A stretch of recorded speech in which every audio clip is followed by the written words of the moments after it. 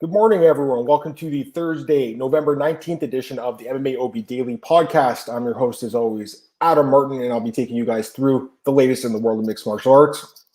Hope everyone's doing well on this Thursday morning. Got a lot to talk about today. As always, there's never a break in this crazy sport we call MMA, so I'll be doing Bellator 253. That does take place tonight. In case you guys don't know, that is tonight, so I'll be breaking down that card. We have odds for pretty much the whole card, I think, over best fight odds, which is good. Recapping Dana White's Contender Series, which took place this past Tuesday. And then there's some other stuff, some news, fight announcements, some drug suspensions, unfortunately. But there's a lot to get to. So riding solo this morning, of course, Thursday morning. And I will be starting with Bellator 253. We'll do the whole preview. So I'm going to pull out Tapology here and get to work on this. Should work. Yep. Let me see if this is a little better. No, that's better. Okay, like this. All right, cool. All right, let's get to this card, guys. So, again, we have odds for, I think, most of the fights, if not all of them at this point. So let's start with this one. Opening up the card, according to Tapology, it's a 205-pound fight between Sullivan Cauley and Jason Markland. And right now, the odds have Sullivan Cauley minus 380, Markland plus 290. And it feels like this is every week now with Bellator. They have this amateur fight opening up the card. I guess in this case, one guy has one pro fight, but it's essentially two guys with minimal experience in the sport. And again, Cauley is a big favorite here, so we'll check him out first. Sullivan Cauley. Take a look at this guy. And you look at his record, 4-2 as an amateur. He's got a picture of Ryan Bader, so I'm assuming he trains there in Arizona. You look through his amateur record, 4-2, like I said, two decision losses, four wins, including 3 by knockout. Again, it's just not something I'm interested in doing long term, betting on guys that have no fights. It's just something you don't really want to do. You almost want to bet against guys without fights, especially guys that go to the UFC without fights, like CM Punk. But in this case, this guy Markland, his opponent, 0-1 as a pro. His one fight, he was knocked out last year in Bellator. That was last February. He has not fought in over a year and a half since then. You look through his amateur record, it's not that great. 4-3 and 2 fights with results unknown. He's been finished a couple times by submission as well, which is definitely concerning. I mean, this guy overall, you look through his record, he's just not that good. I know that's not the greatest way to break down fights, but in this case, we don't have much information on these guys. Again, guys, I don't recommend betting on these kind of random fights that have really minimal. We have minimal tape study to do with these guys, and we don't know much about them. In this case, I'm going to go with Cauley. He is the favorite here for a reason. He should win this fight. The other guy just doesn't seem like a good fighter, so that's my pick. But again, I would not ever lay minus 380 on a guy that I've never seen fight before and that is making his pro debut. It's just long term, it's a bad strategy. Again, he probably does win here, but I don't like it. Next up, this is an interesting fight. 145 pounds. J.J. Wilson against Sergio De Bari. J.J. Wilson, this guy's interesting. The Athletic did a story on him. Really interesting. I think Sean Shaddy did the story. And before he made his pro debut, his sister committed suicide. So it was a really interesting story. But, this guy has really just been motivated by that, obviously. You look through his resume, it's impressive. 6-0 now as a pro. And he's a young guy, 23 years old from New Zealand. I've been impressed by this kid. You look at his last fight in Bellator against Taiwan Claxton. That's a nice win over a guy that was in the tournament. So that's a nice win. It was a close fight. But this guy, again, super young, and you look through his resume, it's pretty impressive, man, especially as a pro with 5 wins by stoppage and then the one split decision over Claxton. His opponent here is Sergio De Bari, 5-1 record, 33 years old, a little bit older of a prospect, obviously. He's a New Jersey guy. You look through his record, he's been fighting in CFFC. He's kind of a late bloomer. I mean, he has been fighting as an amateur for a while, but as a pro, he turned pro in 2014. He only has 6 fights since then. So I'm assuming this is a guy with a full-time job that trains on and then fights on the side for a passion. Now, good for him to make it to Bellator off a 4-fight win streak, but against a guy like J.J. Wilson, who's a really top prospect, you've got to go with J.J. Wilson, obviously. And again, the odds are lopsided for a reason here. J.J. Wilson, minus 500. Sergio De Bari, plus 400. You've got to go with J.J. Wilson. I don't like the line. Minus 500 seems steep. I mean, this guy in his last fight was a huge underdog. His last fight, he closed – let me see where I can find this. They have a different name at J.J. Wilson, J.J. His last fight closed at plus 180 according to Best Fight Odds. Again, you'll have to type it up in the top part to find his other profile because they changed the way they spell his name on here. But plus 180 in his last fight. Now he's minus 500. that always concerns you. It's always a red flag when a guy's a massive underdog, picks up a win, and then everyone bites on him, and then he's a huge favorite. So I am going to pick J.J. Wilson. He should win this fight against a guy who's 10 years older than him, but minus 500 seems steep to me. I got to be honest. So most likely going to pass, although I expect a lot of people to parlay him. Next fight, Jaleel Willis against Mark Lemminger. This is a good fight. According to the odds right now, we have Jaleel Willis minus 210, Mark Lemminger plus 175. And this one opened as a pick of minus 115. So clearly some action coming in on the favorite Jaleel Willis here. And I'm not surprised by that. Jaleel Willis, taking a look at him, 13-2. Jaleel the Realist Willis, pretty cool nickname, 20 years old. He was signed after a couple wins in LFA, or one win, I should say, in his last fight against Vinicius de Jesus, who, if I'm not mistaken, is also in he's a Bellator guy as well. So both these guys ended up in Bellator eventually. Anyways, you look through Jaleel Willis's resume. He's been fighting as a pro since 2014. He has a lot of experience already. He's fought in WSOF, Bellator, LFA. So this is not his first rodeo in Bellator, but I believe he has signed like a longer-term deal now. Definitely a good prospect. The one thing that bothers me looking at his resume, it's a lot of decisions. So that does bother me because you leave it to the judges. You never know what's going to happen. But overall, I mean, this is a guy who's been pretty dominant in the sport, except for these 2 losses here. I'm sure he'd wish he'd have those back, but he ended up in Bellator. It seems like a pretty good home for him. Takes on Lemminger here, 11-2 record, 27 years old, so pretty good age for this guy. He's in his prime. This gym, though, Chosen Few, it's just not a good gym, I don't think. This is where that guy, what's his name?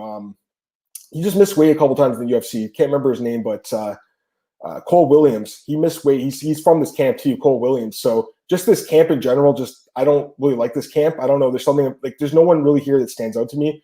This Polizzi guy's pretty good, I guess. He did lose his last fight, but he's a pretty good prospect.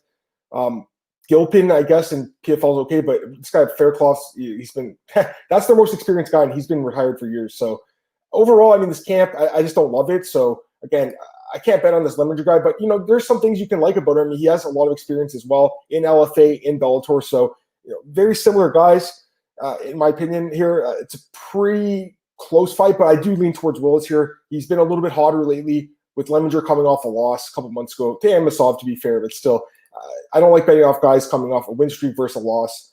My pick will be Willis here, minus 210. It's a little bit higher than what I would have loved. Ideally, the pick-up price would have been really nice here, but I think people will probably bet on Willis here. Again, it's Bellator. Generally, most favorites win, but you got to pick your spots, so be careful. But I do think Willis probably wins this fight. Let's go to the next fight here. Kevin Ferguson Jr. against Kahim Murray. Kevin Ferguson Jr. right now is a big favorite, minus 265, Murray plus 225. No surprise there. Kimbo Slice Jr., definitely an interesting fighter. 3-2 record, though, so he's been a little bit inconsistent, just like his dad was in MMA. He had the 3 wins here, including 2 by submission, which I don't think his dad's ever did.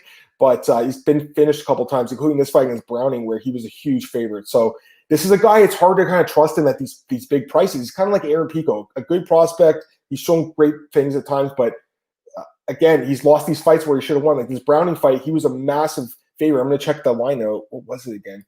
Ferguson Jr. versus Corey Brown. He was oh my gosh, he was minus 1137 in that fight and lost to a plus 450 dog. So, I mean, I like the guy. I definitely like Kimbo Slice Jr., but that worries me. He hasn't fought in over a year as well. Take a look at Kahim Murray, his opponent, 3-3 record. Kahim the Dream, just like Hakeem Olajuwon, former Raptors player, Houston Rockets. 31 years old, so a little bit older. And you look through his resume, coming off a loss. He's been finished twice by a rear naked choke. He does have a couple knockouts here. And you look through his amateur record, 7-8 as an amateur and made it to Bellator. That is really surprising to me. 7-8 as an amateur and 3-3 as a pro, and yet he's in Bellator. That's just one of those things where my spidey senses kind of go off, and it's like clearly Bellator wants Kevin Ferguson Jr. get a win here. So, yeah, I mean, it's hard to trust Kevin Ferguson Jr. as a big favorite, but in this fight, he should win this fight. He should probably finish this guy. I'm guessing Bellator is setting him up for a big win here against a guy who has his weaknesses are what Kimbo Slice Jr.'s strengths are. So I like Kevin Ferguson Jr. here. I think he wins this fight probably by stoppage. So that'll be my pick. I actually feel a little bit better about Kimbo Slice Jr. here than I do about some of the other favorites like Wilson and Collin, just because I've seen these guys fight a little bit more. And I know Ferguson doesn't have a great record by any means. It's hard to trust a guy with that record with a minus 265 price tag, but this guy Murray's not that good. So to me, this is a spot that's definitely favored or pass, and I would consider betting on the favorite in a parlay possibly. I do think Kevin Ferguson Jr. wins this fight. All right, next up, let's go to this fight. This is a really good fight. At 135 pounds, we have Keith Lee against Rafion Stotts. Great fight. Love this fight. And right now we have Stotts minus 230, Lee plus 190. So I'll start with Stotts because he is the favorite here. And this guy's a really good prospect, 14-1. It's a guy the UFC should have picked up. They screwed up. He's in Bellator now. I think it was a good signing. It's a Rufus Sport guy, obviously, 31 years old, trains with great fighters there. Paul Felder, Anthony Pettis, Bilal Muhammad, all those guys. So great camp, obviously.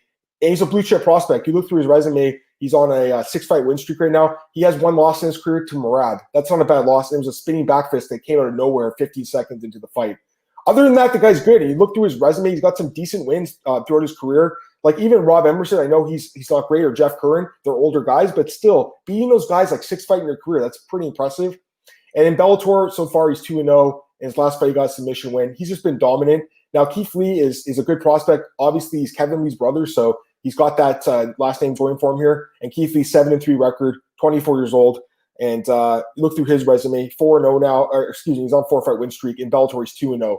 So this is a guy that, again, has a lot of potential. He's fought in the TKO. And yes, he struggled a little bit early in his career, but it looks like he's really kind of like turned things around now and 4-0 in his last 4 fights. So I like to see that. I do think this fight is pretty competitive, but I got to go with Stotts here, guys. I just think the wrestling and just the cardio, the experience, that stuff's all going to come into play here. I think he wins this fight pretty comfortably on the card. So I'm going to take Stotts here. You know, you could possibly even think about a parlay with Stotts and someone. I mean, Stotts and Kevin Ferguson Jr., that is even money. I'm looking at right now minus 102. So that's possibly a bet that you can make. Again, you can think about the combinations yourself. I just like to give advice about guys that I think are probably going to win their fight and hold decent value. In this case, I think both those guys win their fights at a pick 'em price. That's not a bad bet at all, actually. So I don't mind that at all. I would definitely consider that. All right, let's get back to Bellator 253 here. So again, yeah, the last fight, my pick, Stotts by decision. Next one. This is an interesting fight too. Jeremy Kennedy against Matt Bessette, 2 former UFC guys. And right now we have Kennedy minus 450, Bessette plus 360. I do like Kennedy here, obviously. You look through his resume. 15-2 record, Canadian fighter, 28 years old. A guy who was in the UFC for a little bit, and he kind of got a raw deal there. You look at his first couple of fights, he beat Alex Ricci, he beat Hani Jason, he beat Kyle Bochniak, and he loses to the champ. Volkanovski gets cut. The reason he got cut was because these fights were boring, and he got finished in the last fight. So they let him go, but I still don't agree with that because you look what he's did since then. He's 4-1 and 1 no contest since then. He's been pretty impressive. 3 finishes, so he's actually finishing guys now. I like that he learned from that, though. You know, you go to the UFC, you want to get your hand raised. You got to do what you got to do to get the win. So I get that he was wrestling guys. That's his best path to victory. But I think he did learn that, hey, you know what? They want exciting fighters. They don't want guys that are going to win decisions every fight. So he goes to the regional team, goes to Brave, gets a couple of knockouts, goes to PFL, gets KO'd in this fight. He was a big favorite there. Beats Steven Siler. He knocks the guy out again, Laurentino. And then he has the fight with Pineda where he gets submitted, but Pineda tested positive for PEDs. So, yeah, I mean, he's still a good prospect in my opinion. Definitely shown some flaws. The chin concerns me a little bit. He's been knocked out a couple times now, but overall, he's a good prospect. And the wrestling is very dominant. Look at Matt Bessette, his opponent, 24-9, so very experienced guy. Great picture, by the way. But he's an older dude. He's 35. Don't like that. He's on a 2-fight win streak, which is nice to see. But it's a guy that has been in the UFC, struggled a little bit, lost both his fights. He lost this fight, too. It was overturned to, I think, Kalabot tested positive for marijuana, if I'm not mistaken. I can't remember what it was, but got overturned, or diuretic, I should say. And then you look through his resume, though, and he's got like a decent experience. Like, these are some decent names. Kevin Kroom, that's a good win. He's in the UFC now. Kama Worthy knocked him out. That's a good win, too. So, I mean, he's got some nice wins. Diego Nunez in Bellator. He's fought in Bellator. This guy's been around forever. I remember betting on in these fights against Nunez and stuff. So he's been around. Actually, I thought he'd lose that fight. Actually, I did think he was a big underdog in that fight, if I'm not mistaken. I got to check that one. Matt Bessette, when he fought Diego Nunez, was plus 295. Yeah, he was a big dog that night. I didn't think he'd win that fight. Anyways, Matt Bessette is he's a good fighter. He's got a lot of experience, but I just think the wrestling is going to ultimately win out here for Jerry Kennedy. Like, his wrestling is just so dominant, right? So he's kind of like Stotts in the last fight. I think both those guys with the wrestling should win. So again, I like Kennedy's fight. The line's a little high, though. Got to be honest, minus 450 is a little bit high, but he should win this fight pretty comfortably in scorecards, unless he gets caught and KO'd, which I don't really see happening. All right, let's get to the main card. The main card's pretty good, actually, tonight, guys. First fight in the card, I like this fight a lot. Joey Davis against Bobby Lee. Check out Joey Davis, Black Ice. And right now, Joey Davis is minus 450, Bobby Lee plus 360. So identical odds to the last fight, and definitely justified here. Another Team Body Shop guy. This card's got a bunch of these guys from Team Body Shop. 26 years old, 7-0. And you look through his resume since joining Bellator in 2016, 7 wins, 5 by stoppage, or 5 by stoppage, knocking guys out in brutal fashion. And yes, the opposition hasn't been great, but the last 2 fights, he has fought guys that have like 20 fights almost. So, and this last fight, Chris Cisneros, that's an experienced guy. So again, he's been built up, I think, the right way, and it's time for him to get a step up. I don't know if this is the right step up because I think he wins this fight pretty comfortably too. Bobby Lee, he's a young guy, 24, so he's got some good stuff going for him. 12-4 record, more experience, obviously. But you look through his resume, a little bit inconsistent. He's fought in LFA, got finished a few times, including Achilles Moto, who just got finished last week on Bellator or 2 weeks ago. DeMarcus Jackson got finished by him too. He does have a lot of finishes by submission, so his ground game is definitely good and it's improving. He's coming off a couple wins, but overall, I can't see how if he can't get the takedown, how he wins this fight. Joey Davis probably knocks him out in the first round. That's what I'm thinking here. I think Davis by KO, and I know Lee hasn't been knocked out before, but anyone can be knocked out in the sport. Joey Davis has a lot of KO power, so I do think that's what's going to happen here. I guess Lee could get a takedown at some point and try to get the submission, but overall, I don't think he gets past the first round, guys. So my pick here is going to be Joey Davis, and he's another guy that I think a lot of people are going to parlay. The odds are a little high, minus 450, but in this spot, I really like him here, so I do think he wins this fight. All right, co-main event. This is a good fight too. Jason Jackson against Benson Henderson. Under-radar fight that was booked on very short notice. So right now we have Jason Jackson minus 180, Benson Henderson plus 158. And the odds actually flipped in the opener. Somehow, I don't know what book opened, and probably bet online, I'm not sure. But they opened Henderson at minus 175 and Jackson at plus 145, which was a bad line. It was a terrible line because you look now and it's essentially flipped. It's basically it basically did a complete 180. So in this case, let's look at this fight here. I do like the matchup, though. I'll start with Jackson because he is favored. I like this guy. First off, I love his nickname, too, Axe Kicking Machine. But 12-4 record and 30 years old. He's in the prime. This is what I like. Sanford MMA, man. That camp is incredible. I also like this. This last fight, I was all over him on this podcast, guys. You remember, I was all over him against Jordan Meehan. He was like plus 100 or something at close. That was an absolute steal against the guy who's on the downside of his career. That was a steal. I was like praying that we get him at a kind of number again, but I don't think so. Not in this fight against Henderson, who people are fading. But yeah, Jason Jackson, I mean, listen, he has had some struggles. Like he was on tough. He didn't do well on the show. He's been finished a few times. He fought Covington way back in the day too. But it's a guy he's grinding away. He's grinding along. He had the fight in Contender Series where he broke his ankle or whatever, and he didn't get the fight. Signs with Bellator, and since then he's been pretty good fighting in Bellator and LFA. His last 5 fights, his last 6 fights, he's 5-1. 2 back-to-back wins were UFC alum and Meehan and Kunamoto. I do like Jason Jackson a lot.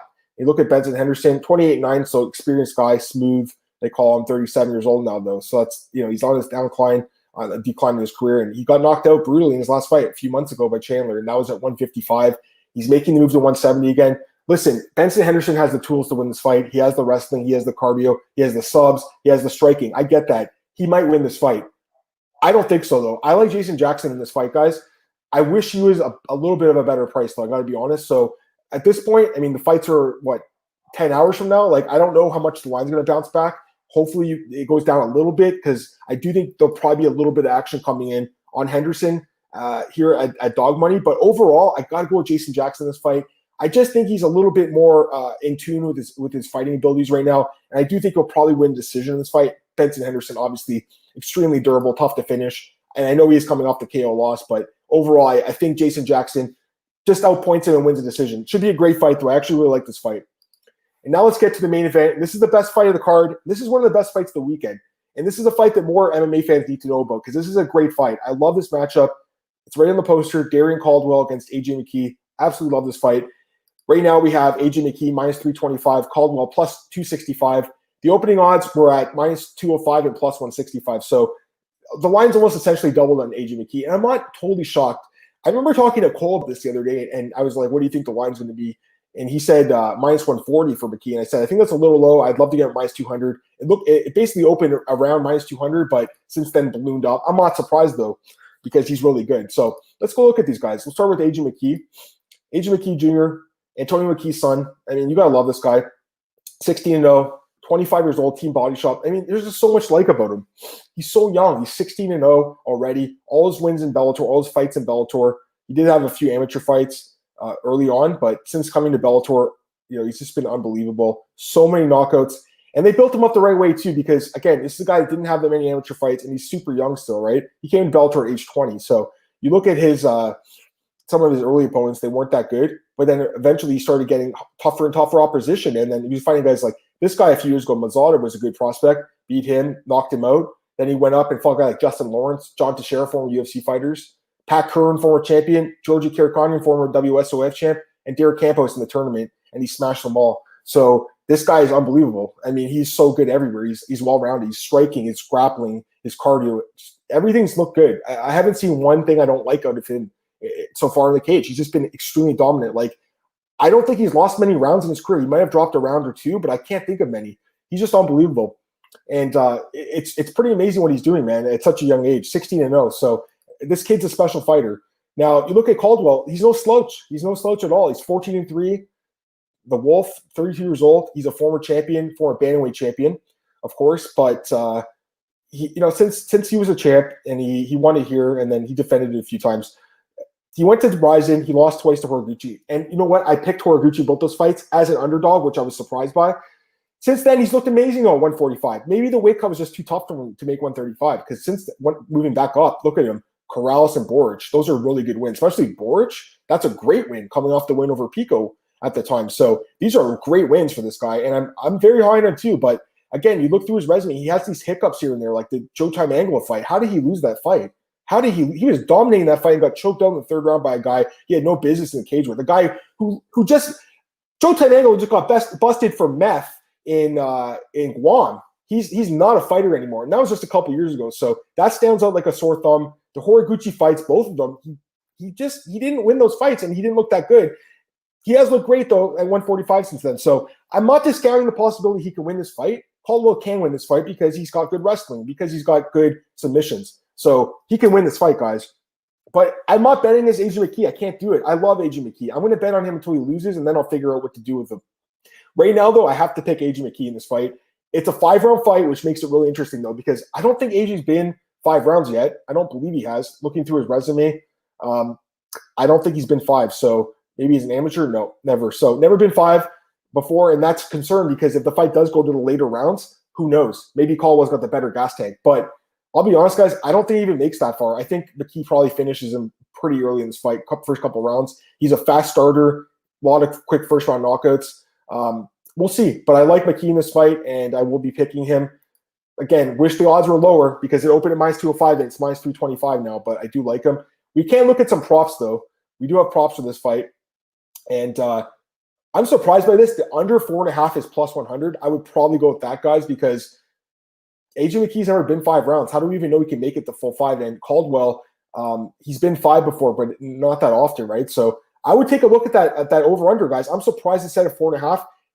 That could be a possible misprint to take advantage of, just like the Glover fight last week where it was set at 1.5 when it should have been set at like 2.5 or 3.5.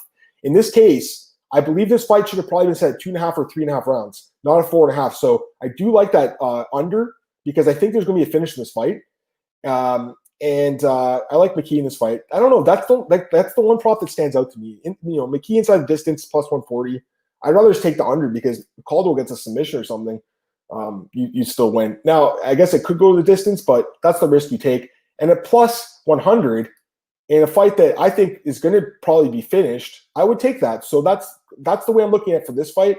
And I did miss in the last couple of fights. There were some props as well. Jason Jackson, that fight goes to decision, -265. That probably wins. Again, Jackson by decision +120. Don't really like that much, but that fight should go to the distance.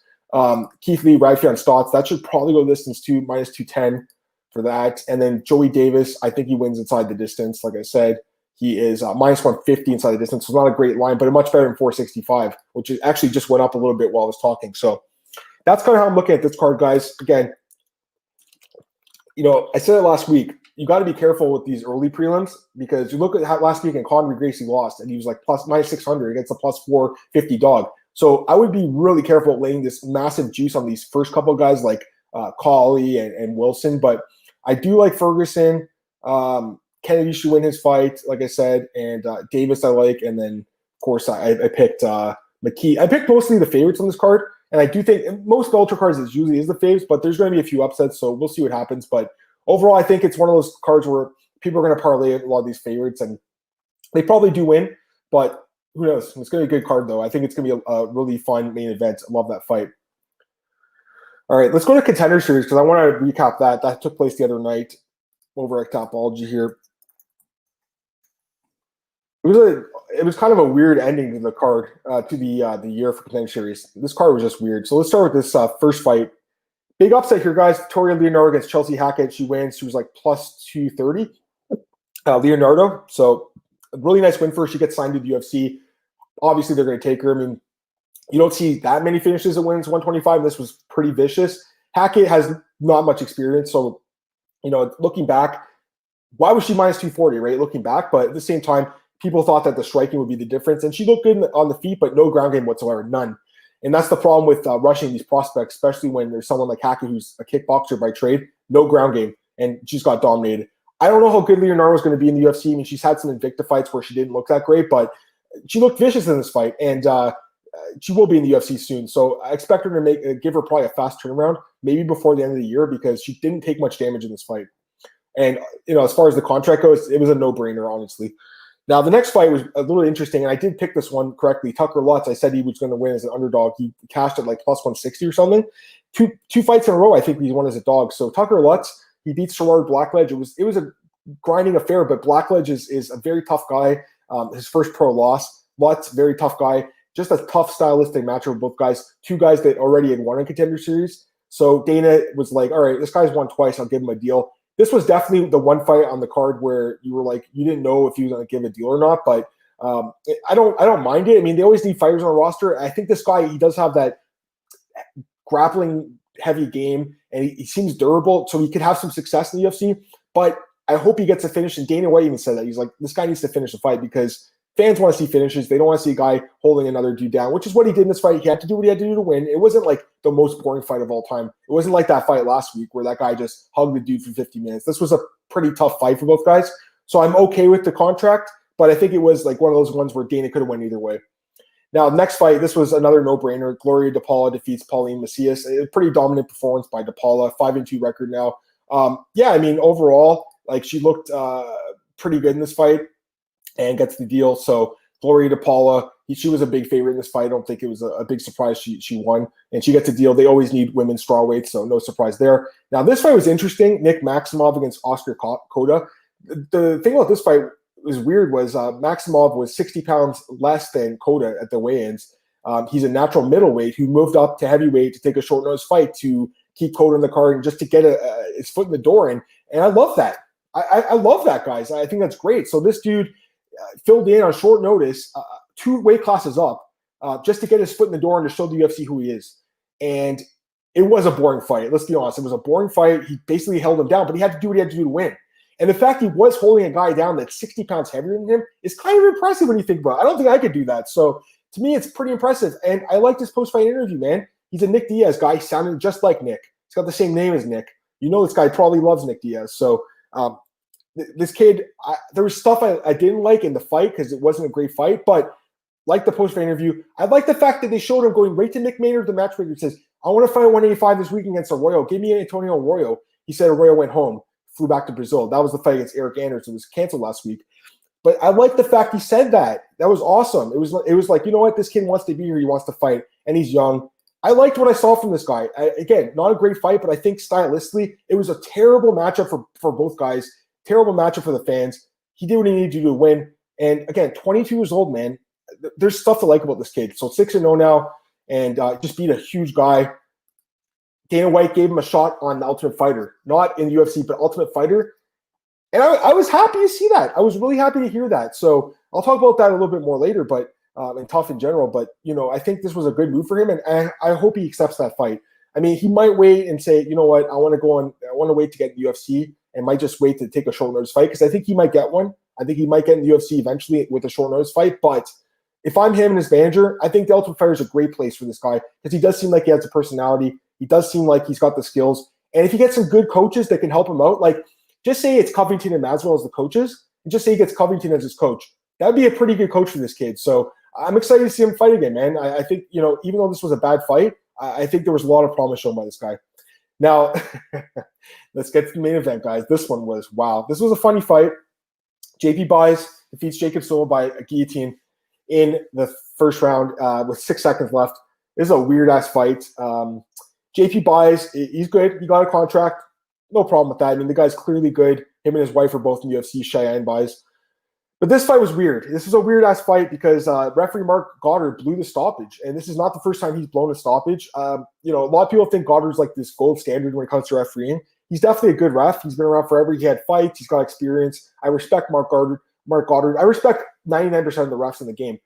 But there was stuff about his performance as a ref in this fight that I didn't like. First off, it was the bad call. It was a bad call. Now, I heard that Dana White said this too, and apparently a judge corroborated it, but apparently Jacob Silva made some snoring noises, but he wasn't asleep. And to me, the thing about the sport is I know technical submissions happen all the time. Guys go to sleep. I get it. In this case, this was way too early of a stoppage. And also, this guy, he was in a guillotine. Yes, it was tight. There was 5 seconds left in the round, and he didn't tap. So to me, a quick stoppage, a quick hook by Mark Goddard. And what I didn't like about what Goddard did in this fight was so much ego after he stopped the fight. He goes, "That's over. It's over. It's over, man. That's it. It's over." Like, you just screwed the dude out of a contract with the UFC, and then you're going to tell him, like, it's over and you can't do anything about it? Like, it was complete bullshit. And not only that, how the hell did we not use replay for this? How did the replay not show this guy did not tap out, and he was not asleep? He did not go asleep. So just a mess. Why do we have replay? And when can it be used? How can it not be used in a situation like this? This is a clear case of a no contest because the referee made an error and stopped the fight too soon. This is bullshit, in my opinion. So I feel bad for this guy because, again, he's trying to get in the UFC. He has a 6-4 record. It's not a good record, but you can tell that Jacob Silva, like Dana White said, this guy's a dog, man. He's trying to win these fights. He's a tough dude. JP Buys had him in some really tight submissions, and he managed to get all of them, except for this one, which he didn't even tap out to, and the referee stopped the fight. So you hate to see early stoppages. I get it. It's better to have it earlier than late. You don't want to see the guy go to sleep and get sick or injured or whatever it is. But in this case, this was a terrible stoppage. And I don't know. I was looking at Goddard's profile on Twitter the other day. It was private, so I don't know if he was getting a lot of flack from fans, but not a good stoppage. And the thing that Mark Goddard, he's, again, a very experienced guy, and he is one of the better refs in the world. But there's things about him that bother me as a ref because he's so inconsistent sometimes in when he stops fights. Like, remember the Colby Covington and Usman fight, the way he stopped that fight. But then 2 weeks later or a week later, he refereed the Frankie Edgar Korean Zombie fight and let that fight go on like through 3 knockdowns. So it made no sense to me. He's definitely a good ref. I would like to see him be a little bit more humble, though, because in this case, I thought he just acted really egotistical after the fight. That's just my opinion, though. I'm glad that UFC, Dana White said they're going to give Silva another fight next year in Contender Series because the guy got screwed. But either way, JP Buys gets the win. He's in the UFC. So that's it for that. Let's go to – okay, I'm going to go over to BJPen.com. Look at some news here, guys. Lots to talk about here. I actually just wrote this story this morning. Aj Mckee, he's actually been mentored by Floyd Mayweather, which is super cool, I think. So Floyd's been his mentor, and he gave him some advice. You can read the article, but basically he said that Floyd basically said to him, you got to be selfish in this game, man. It's the fight game. You got to be selfish. Only have people on your team that care about you and want to help you. And I thought that was really good advice from Floyd, to be honest with you. I mean, Floyd's been around forever. Floyd's 43 now. AJ is only 25. So I don't know how he got in touch with him. I'm assuming that his dad must know him or something, or maybe his management does. But either way, I thought that was super cool that Floyd actually, took the time because according to AJ, they talked for 30 minutes on the phone and Floyd just picked his brain and he picked Floyd's brain. So I love hearing that. And I think that with Floyd in his corner now, I mean, the sky's the limit for this kid. I really believe in Aj Mckee, guys. Now, a few other things here. Darren Taylor did an interview with Ariel, and he talked about Mike Perry, who, by the way, is, man, he looks like he's having kind of a tough weight cut. But Darren Till said he wanted to be in his corner and he was going to do the job. Mike Perry picked someone else, his girlfriend and his pregnant girlfriend, and someone else who we don't even know who's going to be. It could be that guy on Reddit who offered him a ton of money, but it could be like an old friend, really. I don't know. I mean, Mike Perry, listen, he's an interesting guy for sure. He's one of those guys that he's got some screws loose, no doubt about it, but he's an entertaining dude and people want to read about him. But the fact he's going 2 fights now without a corner, especially against a guy like Tim Means who's so experienced, that is really risky. There was one thing going against Mickey Gall with 6 fights or whatever with no corner, But going against Tim Means, who's like 40 fights, that's interesting, man. I don't know about this one, guys. Jon Jones keeps bulking up. He's moving up to heavyweight and showed his new physique. I mean, you guys can read that yourself. He looked good. I mean, he looks great. So I'm excited to see what he's going to do at heavyweight. Look through some more of these stories here. Derek Brunson wants to rematch Whitaker. Remember that fight 2 years ago or whatever it was, 3 years ago? Yeah, I don't know. I mean, listen, Brunson deserves a big name, no doubt about it. But I was thinking more like a rematch with Romero. I like that fight because he was destroying Romero in that fight. You guys remember that? And then Romero came back and destroyed him in the third round. So that would be a more interesting rematch, I think, than this fight where it was just kind of a slaughter. If I'm Robert Whitaker, I don't take anyone less than the title fight, or maybe like Jack Hermanson if he wins next week. Maybe he could fight him for a number one contender spot. Otherwise, I wouldn't take him. Jennifer Maia was given some advice by Amanda Nunes on how to beat Valentina, which is interesting. I'm assuming it was a grappling-based game plan that she probably told her to do. If she fights on the field with Valentina, she'll get destroyed. The only way she can win this fight is if she takes her to the ground and gets a sub. I can't see her winning either way. Maybe gets her back or something. But again, Nunes is the only fighter who's beaten Shevchenko, so she knows what she's doing. Going down a little bit here. I love this guy too, and Moreno and Royval. This fight's amazing. You guys know who I'm picking in that one, so check out Cole's article there, his interview. Scott Coker, he says Rampage is now a free agent, so Bellator's released Rampage Jackson. And he says Bellator is going in a younger direction, which I don't think should be a surprise. You look at all the releases they recently made, and also the comments he made about Anderson Silva not being interested. So it looks like Scott Coker is very committed to a young roster. And I think overall it's a good thing with Bellator because they were the laughing stock of the MMA community for years because they would always have these old guys like Hoist Gracie, Ken Shamrock, all these guys that really should never be fighting. Like, it's crazy that Hoist Gracie fought Ken Shamrock again like a few years ago. It's nuts, right? So overall, I think it's a good move by Bellator. Where does Rampage go? No idea, but he did fight in Rizin and Bellator last fight against Fedor, got KO'd. Maybe Rizin would take him back, especially for like an exhibition fight or fighting some big fat guy in a funny kind of fight that they used to do in Pride, a freak show fight. That'd be kind of funny. But otherwise, I mean, I don't see him going back to the UFC or anything like that. Just going down through more stories here. Misha I'll do the fight announcements in a minute. I'm going to go through them separately. Let's see here. Wonder Boy was talking about Khamzat. He basically said that Khamzat is like the new Khabib, and with Khabib probably retiring, the UFC really likes Khamzat and wants to push him to become that new like European, Russian, Asian star, which is interesting. Dana White, he says that Khabib's going to fight again. That's why he's not been stripped. Tony Ferguson and Chandler keep going back and forth. Can they just book this fight already? Seriously. This is another thing I want to talk about, though. Jesse Ronson, UFC welterweight. He's been suspended 20 months for a failed drug test. He tested positive for banned substance. He says he didn't do it intentionally. He was really upset about it, but he did get suspended 20 months. And also his fight against Nicholas Dalby in the summer, which was a huge upset, overturned to a no contest.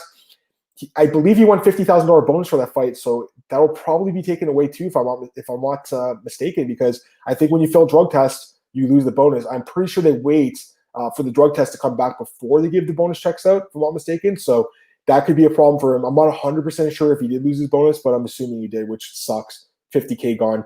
And I'm going to talk about that fight in a second. Bilal Muhammad, I call it Nate Diaz. That'd be a good fight too if they did, but I don't think Nate's going to fight Bilal, let's be honest here. And just a few other things. Cowboy Cerrone says he's coming back to lightweight. I do like that move just because he needs to shake things up. But, man, I don't know. It's tough because we saw what happened when he was at lightweight the last time. He got KO'd a few times by some pretty good fighters. So we'll see what happens with Cowboy. But the losses to Gaethje and Ferguson, and they worry me for sure. Also, check out this fight, guys. This one was this is one of the worst stoppages I've ever seen. Definitely check that out. Weili Zhang and Rose, we already know about that. Hopefully they can book it soon. And then there's some fights. These aren't official, I don't believe, but Usman's supposed to fight Burns at 258. We already knew that was supposed to happen last July, so we had the odds for that. Usman was like minus 200 or something. Can't remember what it was, something like that, minus 250. And then Wiman and Hall, I don't know if this is 100% official, but this has been it's definitely targeted. It's a rematch. They fought like 10 years ago in Ring of Combat, and Chris Wiman knocked out Hall, so should be interesting to see the rematch. And check out Cole's podcast too. It's right here. Just Scrap Radiohead, Perez, Moreno, and Royval. Definitely check that out as well. I think that's it for the news, though. Let's go to Marcel's page and do some fight announcements here. There we go. All right. We'll start with this fight here. Mike Rodriguez against Danilo and Marques. I don't know about this fight. I know Mike Rodriguez coming off the fight with Ed Herman where he lost, I guess, but it was a weird fight. But Danilo Marques, one fight in the UFC, beat Kaz Ibrahimov. And pretty sure it was just a terrible fight. I guess it's just Mike the UFC trying to get Mike a win here because he got screwed, but I don't know. This is a weird matchup. I don't know why Rodriguez took this fight other than just, I guess he thinks it's an easy paycheck. It won't move him up the rankings, that's for sure. So weird fight, man. But yeah, Mike Rodriguez he's gonna be a big favorite here, guys. Next up, Andrew Sanchez against Andre Muniz. Pretty competitive fight, I would assume. And Andrew Sanchez has been kind of inconsistent in the UFC, but he is coming off a couple nice wins. Barrio, he's got Browntree and Perez on his resume as well. And then Muniz, he's been a little bit inconsistent as well, but he's got the win over Arroyo in his career, and he's got a good record, 24. Not as inconsistent as I thought, actually, but yeah, it's a close fight. Andrew Sanchez got that grinding wrestling style. Muniz he's a pretty well-rounded guy too, good jiu-jitsu. So again, don't know what the odds would be for this one, but probably competitive. I guess Muniz would be favored just because it seems like Sanchez is one of those guys that people like betting on as a dog instead. This fight's a short notice fight. Montana De La Rosa filling in for the injured Marina Moroz against Taila Santos. I like Montana. This is a tough fight, man. Santos looked incredible in her last fight against Molly McCann. And De La Rosa has kind of struggled. I mean, she has a good ground game. We know that, but her striking is not that good. Santos put together a complete performance in the last fight. She's a really good fighter. Santos should be favored in this fight, especially considering it's, in 2 weeks from now? December 5th, and she's taking on short notice De La Rosa. This fight's weird as hell, too. What the heck's with this fight? Jordan Leavitt against Matt Wiman. Jordan Leavitt's that guy that they call him the Monkey King. He had the win against Luke Flores, I think, on Contender Series. Looked good, got signed. Takes on Matt Wiman. Why is Matt Wiman fighting? I don't understand. Matt Wiman, he's super old. He barely fights anymore. I think the last time he fought was that just beating against Luis Pena, right? So Matt Wyman's a guy that shouldn't be fighting anymore. I used to love Matt Wiman, by the way. I used to bet on him all the time as an underdog years ago. Remember when he fought Paul Sass as a dog. But coming off back-to-back losses against Pena and Joe Selecki, I forgot about that fight, where he was dominated by Joe Selecki, lost 30-26, looking at the scorecards. Matt Wiman is a pure fade. Jordan Leavitt should be a big favorite in this fight. I don't think Matt Wiman wins this fight, guys. You can't pick him. You can't because he barely fights and he's just old. I'm surprised Matt Wiman came back to the sport because he basically finished fighting in 2014, took 5 years off, came back at age 37 or age 36. Very bizarre. This is a pretty good fight. Julianne Pena against Sarah McMahon. The winner would probably be close to a title shot, I think, in this division. Pena, obviously a good wrestler. McMahon's an Olympic wrestler, so that can cancel each other out, which makes it interesting, and it could take place on the feet. It might not be the most exciting fight, honestly. Stylistically, it doesn't seem like the most exciting fight, but who knows? I mean, they both have some submission skills, too. I would assume Pena's going to be favored here. She's a lot younger, obviously, a little bit more active lately, but McMahon, it sucks that she just really never lived up to that potential because she was in the Ronda Rousey era. Otherwise, I think she could have been a champion in the UFC. She was a really good prospect for a while. Next up, Ayman Zahabi against Draco Rodriguez. Ayman Zahabi, he's been kind of inconsistent in the UFC, brother of Faraz, obviously. And then you got Draco Rodriguez, and he was, I believe, a Contender Series guy. So interesting fight, but I mean, Zahabi's been inconsistent. So this is going to be a close odds, I would say. But with his inconsistency, I wouldn't be surprised at all if Rodriguez was slightly favored here. Oops. This fight, Pannie Kianza against Jar Eubanks. Again, I don't think this is going to be that exciting of a fight, and it's a weird fight to call because Eubanks is one of those fighters. Like I didn't expect her to beat Julia Villa, right? And she goes out there and beats her, so she can have these great performances at times. Pannie's kind of the same way, inconsistent, but at times can look good. I would favor probably Sahara a little bit with the wrestling, but close fight. Then this fight, Puna Soriano against Dusko Todorovic. Love this fight, guys. These are two good prospects. I'm really high on Puna. Look at some of the wins. Jamie Pickett, John Patty, and Oscar Pachota in his debut. I was at that fight last December. The Covington Usman card brutally knocked him out. And then Dusko Todorovic has been, great prospect, and he beats Quan Townsend in his debut. This was a win over Pereira by KO. So he's a good prospect. Love this matchup. Surprised they're matching up two prospect guys, but I do like Dusko a little bit just because of the grappling. But it's a close fight. A couple other wins here. Misha Serkinov against Ryan Spann. These guys broke it here. Marcel and these guys love this fight. Misha the Canadian, Ryan Spann, number 10 versus 12 in the division. Spann disappointed me in the last fight against Walker, but Misha also disappointed against Walker. They both got knocked out by Johnny Walker. Misha is a ground specialist. Ryan Spann actually has a lot of submissions in his career, so he's kind of underrated on the ground. I do favor Misha a little bit. I just think he's just a better fighter, more well-rounded, but he's been knocked out a few times. It does worry me a little bit. This could be tough fight for him. We'll see what happens. Max Holloway is Calvin Kattar. I mentioned this one earlier. Didn't get a chance to talk about it yet, but I love this fight. It's a main event, January 16th, 5-round fight. The winner, I would assume, gets a title shot. I mean, they would have to be right there, right? It's just this division's crazy. It's got to get moving, though, with Volkanovski and these guys. I love this matchup. We do have odds for this fight, and they open at -200 for Max, +170 for Calvin. So no surprise, Max coming off a fight that a lot of people, including me, thought he won against Volkanovski. And overall, I mean, he's one of the best featherweights of all time. He's an amazing fighter. But Calvin Kattar's looked incredible his last two fights against Ige, against Jeremy Stephens. Interesting fight, man. I'm really high on Calvin Kattar, but this is a tough fight for him against a guy who's so good at Max Holloway. And it is a 5-round fight, too. Max should be favored here, but Calvin's got a chance to win as a dog. That's what I'd say right now. Luis Smoke and Jose Alberto Quinones, it's been rebooked for December 5th after Smoke had a bad weight cut. Caitlin Veer and Yana Kuniskaya, interesting fight. Caitlin, man, she looked dominant in her last fight. Yana is looked good at times too. Interesting fight, but I think Caitlin will be probably favored there. Bilal Muhammad against Diego Lima. I don't know about this fight. Very weird one. Bilal Muhammad should be fighting guys in the top 15. This is a short notice fight. Lima's filling in for Sean Brady, so Bilal just wanted to get an opponent, and Diego's filling in, but I expect Bilal to be a pretty big favorite. He'll probably be like -300 or something like that. Diego Lima never gets respect from the bettors. This fight, Gabriel Bernier's, Justin James, two guys that probably need to get a win here. Someone probably gets finished in this fight. Don't see it going the full distance. And then there's a few other ones, actually. Wow, there's so many fight announcements. Don't know much about this guy, Kizriev against Turman, but Turman has not been that impressive in the UFC. And then Luke Sanders against Nate Maness. Man, I like Luke Sanders, but Maness looked pretty good in his last fight. Anyways, I think that's going to be for the fight announcements.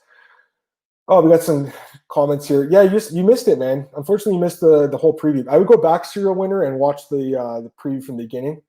Joy Davis win lock. I think he wins. I like him in this fight. And again, I also said the inside the distance prop. I think he probably gets a knockout. But again, you're gonna have to rewind and go back. Top 3 picks for this card. That's a good question. Let me take a look at it. Now I'm gonna pick chalk here, guys. So don't laugh at me. I'm picking chalk. Top 3 picks in the card. Probably. I do like McKee, guys. I really do. But again, that Caldwell is so good, so maybe that wouldn't be up there. But I like Davis. I like Stotts. I like Kimbo Slice Jr. I think maybe those 3 guys would probably be my 3 favorites. Everyone's going to be parlaying everyone in this card. Let's be honest. That's what's going to happen here. You just hope that it's not going to be the upset in the fight that you bet on. So look at the favorites, look at some different combinations, maybe parlay 2 of them or something like that, or maybe 3. But I mean, 3 gets risky, guys. It really does. I personally like to bet on guys straight. That's why I look at these odds that are a little bit closer and target those fights instead. But people like to make parlays, and that's totally fine too. It's up to you, whatever strategy you want to use and works for you. But for me, it's one of those cards that's chalky. So it's a tough card to be like, go and bet on this guy, like the UFC, where it's like I could say like, hey, go and bet on Lipsky at +140. That's a straight bet. It's a lot easier to say that when you're getting plus money. When it's like 3 or 4 favorites together just to get plus money, it's a little tough. Anyways, it should be a pretty good card tonight, but we'll see what happens. No problem, serial winner. No problem at all. Done with that. Let me go to MMAOddsbreaker.com. That's the home of the podcast, of course. Pull it up here. Got a lot of articles here, guys. I want to plug this stuff. So Aj's got his article, his audio breakdown. Check it out. Definitely get it. It's always good to get a different just take on the fight. But I have my full written preview for that fight here, Perez and Figueiredo. Definitely check that out. Some good stuff in there. Opening odds for tonight's card, Bellator. Opening odds for UFC this weekend. Also, they'll post my Valentina and Maya preview tonight as well. Definitely check that out. But yeah, Oddsbreaker, man, great place. Been there. It's been my home for 8 years now, I think. So I mean, I love this, guys, and we're doing some good job, some good work there overall. Definitely check it out. Like I said, there's some other guys there like Mike and AJ. They're doing some really good podcasts. Please check those guys out as well. The other website I'm writing for is odds.com. And I talked about this last week a little bit. Let's see here. UFC and odds.com. This is another website I'm writing for. So this guy Clint has his podcast, as you guys know, I'm sure. And Matt Holtz on this week. That's cool. Now, I have a lot of stuff here, like articles. So definitely check it out. So here's my article for Shevchenko Mayo. And I went deep in this. I looked at like historical odds for these fighters and compared to what it is now. So definitely interesting stuff in there. A lot of research from me.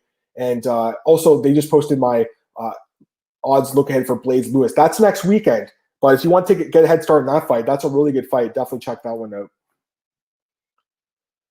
Eduardo Flores. Do you think that girl invited to be a matchmaker really made Holloway versus Kattar and Grasso versus Barber? Who is this, Eduardo? I don't know if I've heard about this. I know that Dana White does sometimes get advice and feedback from fans. Like I remember the Munar Lazez fight with Alisand. He had like his son's friend was like, "You got to sign Lazez and get him to fight Alisand or something." So there's certain fights where he does listen to people, but overall, I didn't hear about that, Eduardo. I'd love for you to talk to me a little bit more about that. Serial Winner says, "Who'd you say for plus money?" I don't know if it's still plus, but earlier I parlayed Ferguson and was it Stotts? Yeah, it's minus 110. I like that though. I think those guys win. If you want to add someone else to that, like Kennedy should win this fight too, or Davis. Those three guys are plus money. Davis, Stotts, and Ferguson. Again, guys, it's a little risky playing juice. That's why you gotta, probably parlay a few of these guys. But I don't like going over two guys in parlays. It's just usually in the end it doesn't work out that well. It can at times. But again, I'm a guy who likes betting straight. I like to have one guy at a nice price, a nice low line, or a nice dog money. But in a case like Bellator, you want to action this card, you're going to have to parlay them. Unless you see a dog you like. There'll probably be one or two dogs in this card to cash. I just don't know who it's going to be, honestly. It's tough to say on this card. There's I've been hitting dogs at a high rate lately, actually. Last week with Murrow. And then UFC, there's only been I think 4 dogs in the last 3 cards, and I've hit 3 of the 4. So I think my dog picks are pretty good in this card. Just there's not one guy I could say as a dog he's going to win, but there's a few spots where I can see kind of upset potential. If that makes sense. Eduardo Flores, do you know why RDA parted ways with Dominance MMA years ago? I'm not sure. Maybe Ali his price was too high or something. I'm not too sure. Ali, say what you want about the guy, and I'll close that window. Ali, you can say what you want about the guy, but he definitely does a good job as a manager. He's always getting his guys really good deals. So I'm not really sure why he left Eduardo, but as far as RDA goes, you know what? Let's pull the rankings out because that's something that I haven't really talked about this week. But as far as RDA goes, he's right there. He's right there, man. When it comes to just the best fighters in the game, the most well-rounded guys, this should work, right? Yeah. So we'll go to the lightweight division. They did update the rankings. Yeah, RDA steps in at number 6, tied with Dubronx. So you expect him to get a really top opponent. There was a report, by the way, this morning that Diego Ferreira was going to fight Ismagulov. That's not happening. Cole texted Diego and he said that's not happening. So that was some BS. Also, this is BS because I love Kanzat. How the hell did you rank? He beat Reese McKee. It's his only win. And then he gets ranked? That's weird. That is bizarre. And you see Bilal's ranked. Now he's fighting Diego Lima. Finally gets ranked and then fights an unranked guy. Wow, unreal. What other movement was there? This guy Albezi came in the rankings because they dropped off for Miga, so he's gone. What else? I mean, again, the rankings are kind of a joke, but they're always good to just kind of as a baseline, if anything. Eduardo, UFC posted a few days ago with a girl. I think she plays. Oh, okay. Las Vegas A's meeting Dana in the matchmaker to help you make fights. Probably should make Max Cater. I mean, to be fair, this is a fight that all of us were calling for the last 4 months or whatever it was since both they won on Fight Island. So it's not like she was going off just going off on a tangent and saying, "Hey, this would be a good fight." This is a fight everyone was saying, and I'm pretty sure both guys mentioned interest. She pitched the idea of Tony versus Chandler, Hall versus Mitchell. Ryan Hall versus Bryce Mitchell would be a great fight. Cole talked about that fight. Actually, he mentioned it last week. I love that fight. Tony Chandler is a fight that a lot of us are talking about in Eduardo. So I don't know how this girl's going to take credit for these fights. These are fights we're all talking about, but either way, pretty cool. I didn't see the post though, Eduardo, but it does make sense. Let me see if there's any other news I missed, guys, before I get out of here. If anyone's in questions, I got a few more minutes I can talk to you guys before I get out of here. Let's see here. Well, Dana said that the fight with Poirier and Conor won't be for the title. We already know that, though. I don't know what's going on. Oh, here, Scott Coker talks about why he didn't sign with Fabricio Verdun because he signed with PFL. That's interesting. I don't know. I'm still surprised he signed with PFL. It's kind of weird. Oh, here we go. Jesse Ronson, their statement. They talk about his they didn't talk about the bonus. Okay. Yeah, I don't know what's going on with that. Jesse Ronson. Let's see the body stature Ronson. Yeah, he won a performance on the night bonus, guys. And he tested positive on the 22nd. And he fought on 26. So I'm pretty sure they're going to take his 50,000 back. That sucks. That really sucks. I really like Jesse, man. He's had such a tough run in the UFC. Also, they might just release him, honestly, because it's his second time in the UFC, and he lost all 3 fights first time. He's a no contest. He also missed weight the last time he was signed. So love the kid, but I don't know if he's going to stick around the UFC. But man, he might lose his 50K because there was a few weeks ago this guy Trevin Jones tested positive for weed. He didn't take away his 50K. In this case, it might be though. Eduardo Flores, what are your thoughts on Omar Rugbrug Kane, heavyweight from RSFC? Dude, I've heard good things, man. Our boy over at BJ Penn, Al Zolino, told me all about him. I'm pull him out here. Rug. Let's pull this guy out. I've heard he's good. Don't know a ton about him. Share the screen again. Don't know a ton about this dude, but want to know. Look at him. My God, looks like a Greek god or something. 20 years old, Senegalese fighter. He has one fight by knockout. I've heard good things, man. I heard he's like a beast, but again, one fight. He hasn't fought in a year. COVID-19, I'm sure, played a part in that. But yeah, I mean, there's so much like talent coming out of Africa. It's incredible, right? This guy from Senegal. Who knows, man? I've heard good things. Maybe he's the guy that Senegal needs to become like their big star. Anyone having last second questions, throw them in here, guys, before I get out of here. Because right now, I pretty much tapped out as far as stuff I wanted to talk about. Did a lot of fight outs in this news, obviously. I should say there's I don't have an update for UFC 255 because we have no injuries or pullouts yet. So that's a good thing. Cross our fingers. I mean, still have 2 more days till the fights, right? Someone could get sick from COVID or something. But right now looks pretty good. And I should plug the podcast from Tuesday. Myself and Cole Shelton worked on every fight in the card. Go check that out. Here we go. Fight night picks. What's going on, guys? Fight night pick this weekend at UFC 255. I wish that we could bet on this again. I used to love betting on it back in the day. It was one of my favorite bets, fight of the night. I used to bet on like Brad Pickett every time. He's like plus 300. Great question, man. I really like the question. Let me pull it out here. UFC 255. This is tough. I want to hear what you guys have to say, but I have a couple picks. Let's look at it together.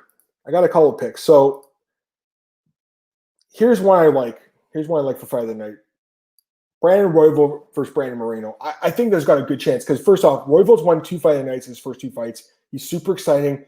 This is the fight that's going to kick off the main card. I expect these guys to just go to war in this fight. But Moreno, I think he might have won fight of the night. Okay, he's not won fight of the night, but this fight was incredible against Askarov, and this fight was incredible against KR France. So he's always in good fights. I would say that's one of my leading picks for fight of the night.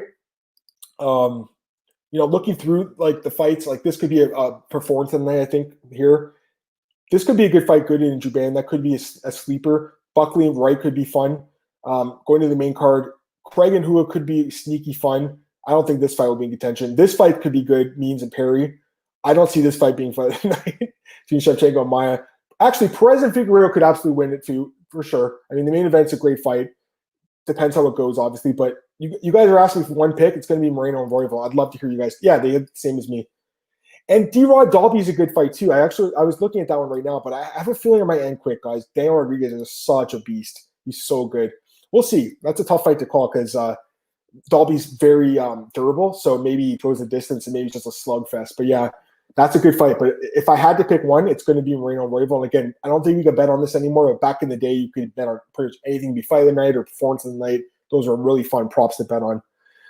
All right, that's it for today's show, guys. Really appreciate everyone tuning in, everyone that sent a question. I hope you guys got some enjoyment of today's podcast. I certainly did. I love doing it with you guys every Tuesday and Thursday morning, 10 a.m. Eastern on MMAOddsbreaker.com on our YouTube channel. That's where you guys can find the podcast. Also, MMAOddsbreaker.com, of course, Anchor, iTunes, Spotify, all the places you get your podcast, guys. Check me out. You've already seen the websites I write for today on the podcast, bjpenn.com and odds.com, MMARatings.net. Check all those out. And on Twitter, at MMAdamMartin. Hopefully they put me on tweet on mine on the podcast on the broadcast this weekend. That'd be pretty sweet. Pay-per-view ones, man. People see that stuff. It's really nice that I'm getting a little bit of recognition. I've been in this game for 10 years, guys. 10 years. So a guy who's been working his way up for a long time. So it's like I feel like one of these guys that it's like a journeyman. Sometimes like some of these guys like they're in the UFC after so many years and they finally start to get some recognition. That's kind of how I'm feeling these days. So really appreciate you guys, but I can't do it without you guys because honestly, I wouldn't do this without people reading and listening. So really appreciate you guys. I hope everyone has an amazing weekend, and I'll be back on Tuesday morning at 10 a.m. with Cold Breakdown.